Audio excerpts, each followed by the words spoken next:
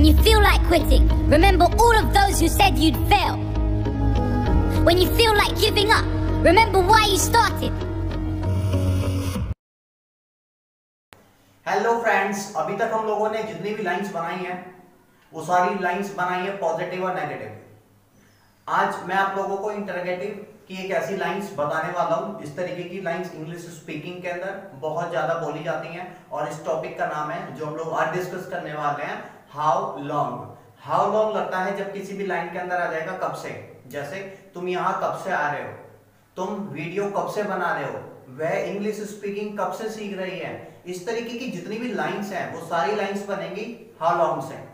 Hi everybody, मैं Alex, आपका अपना इंग्लिश ट्रेनर, स्वागत करता हूं आपका अपने चैनल एलेक्स क्लासेस पर। यो फ्रेंड्स, इस तरीके की लाइंस को बनाने के लिए पहले हमें लगाना होगा हाउ लॉन्ग, उसके बाद हेल्पिंग आउट। अगर सब्जेक्ट हमारा ही शी इट वन नेम है और लाइन है पर खत्म होती है तो लगेगा हैज, और लाइन अगर हमारी है पर खत्म होती है और सब्जेक्ट है हमारा यू विद ए आई तो लगेगा हैव, और लाइन अगर हमारी था पर खत्म हो रही है तो लगेगा हैड, और लाइन अगर हमारी फ्यूचर पे खत्म होती है तो लगेगा वुड। उसके बाद सब्जेक्ट, और क्योंकि अगर आप लोगों ने वुड लगाया है तो अब लगेगा हैव, यानी सब्जेक्ट के बाद लगेगा हैव। उसके बाद बीन, उसके बाद working first form plus ING, उसके बाद ऑब्जेक्ट क्वेश्चन मार्क। इसका एक एग्जांपल बता देता हूं। आप इंग्लिश कब से सीख रहे हो? How long have you been learning English? Friends, इसी टॉपिक को मैं बोर्ड पे भी करा रहा हूं और क्योंकि बोर्ड से आप लोगों को और भी ज्यादा अच्छे से क्लियर हो जाएगा। सो क्या आप बोर्ड पे चलने के लिए तैयार है? Okay, let's go. चलिए फ्रेंड्स, ये जो टॉपिक है इस टॉपिक का नाम है हाउ लॉन्ग। इस टॉपिक का यूज उन लाइंस के अंदर किया जाएगा जिसके अंदर आ जाए कब से। जैसे तुम यहां कब से आ रहे हो, वह कब से क्रिकेट खेलना सीख रही है। इसकी जो आइडिया है वो है कब से।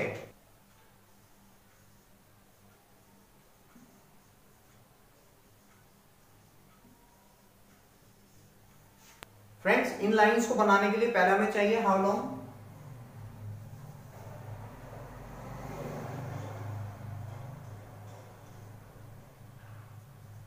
Helping of subject been plus word की फर्स्ट फॉर्म प्लस आईएनजी और प्लस ऑब्जेक्ट और एंड में क्वेश्चन मार्क रिटर्न के अंदर।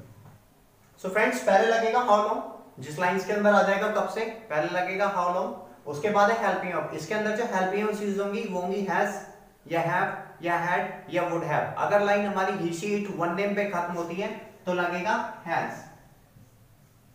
अगर लाइन हमारी है हाँ हूं पर है और सब्जेक्ट है हमारा यू विद ए आई यानी प्लूरल तो फिर लगेगा हैव।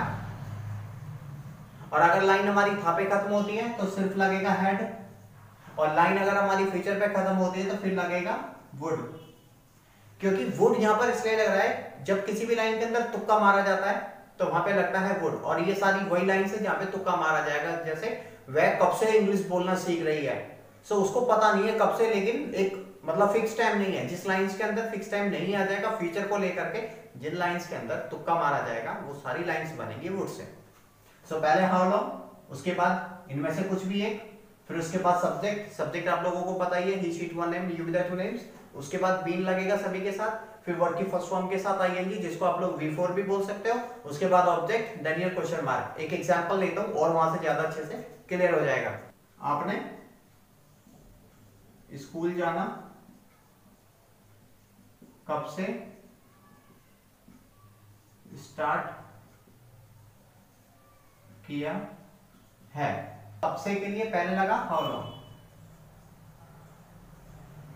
उसके बाद लगेगी हेल्पिंग ऑफ, क्योंकि हमारी लाइन है पर खत्म हो रही है और सब्जेक्ट यू है तो लगेगा हैव,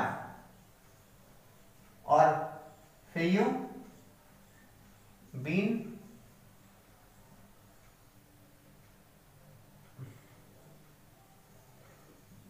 गोइंग टू स्कूल। यहां पे मैं क्लियर करा दूं, जब लाइन हमारी है पर खत्म होती है और सब्जेक्ट है ही शी इट या एक नाम, हैव लगेगा जब लाइन है पर ही खत्म होती है, लेकिन हमारे सब्जेक्ट हो जाएंगे प्लूरल, यू वी दे आई या टू नेम। हैड लगेगा थातेती के लिए और वुड लगेगा गागेगी के लिए, यानी फ्यूचर के लिए। जब हम लोग वुड का यूज करेंगे और वुड का जिस लाइन के अंदर आप लोग वुड का यूज कर रहे हो वहां पर हैव भी लगेगा और हैव लगेगा सब्जेक्ट के बाद। इसका एक एग्जांपल बता दूं, इसे मिटा दूं और उसके बाद मैं आपको एक एग्जांपल बताता हूं। वह इंग्लिश बोलना कब से सीखेगी। तो क्योंकि लाइन गागेगी पे खत्म हो रही है तो हमें चाहिए पहले वुड, तो पहले लगेगा हाउ लॉन्ग, और क्योंकि लाइन गागेगी पे खत्म हो रही है तो हेल्पिंग वर्ब के रूप में लगेगा वुड, तो हाउ लॉन्ग वुड, फिर subject how long would she have been speaking English. Finish. अगर इन लाइंस के अंदर जब कभी भी हम लोगों को नॉट लगाने की जरूरत पड़ेगी, सो नॉट जो लगेगा वो लगेगा सब्जेक्ट के बाद या बीन से पहले। Very welcome to very advance class. Our topic is how long. Hi guys, now today we are gonna teach you, the topic is how long. How long is just being used for where we are not sure, in a present, in a past, in a future or anywhere else. Means where you are not sure that what to do and what we are gonna do. So in that case we have to use how long. First we have to use how long. How long is just being used, as I told you now, how long will be used for particular lines where we are not sure, in a present, in a past or a future. So how long, first we have to use how long, then or your helping verb. So if your line will finish with present and your subject is he, she, it, one name, then we have to use has. If your subject is plural, means you with the I two name, so we have to use have, but it would be finished with present. Now had will be used for past and would will be used for future where we are not sure. In that case we cannot use will over here. Will or would, there is a very huge differences between will and would, so we have to continue with would. Now here I am telling you the would, and then in the next class and after a time that I'll let you know the basic concept of will or would. So now here I will just continue with would. So first how long, then you help you out as you want, it depends on your line.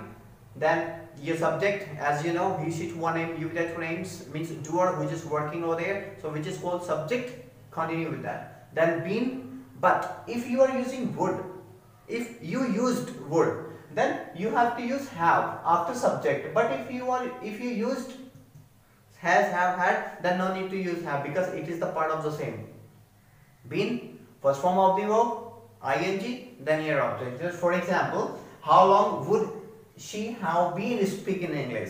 So these are the lines we have to continue with the same. We have to practice, and it depends on your practice. As practice will do, then you will be perfect as soon as possible. In the particular lines, if you want to use not, so not will be used after a helping verb. But in the particular lines, if I want to use not, so we have to add not with has or and all. But now if you want to use in a different form, that you may use not after subject, means after subject you have to use or before been. So these are the lines, these are the conditions, as you feel better you may use over there. So I have done my topic. Thanks for joining me. Bye bye for now, and my all blessings with you. Take care and thank you so much.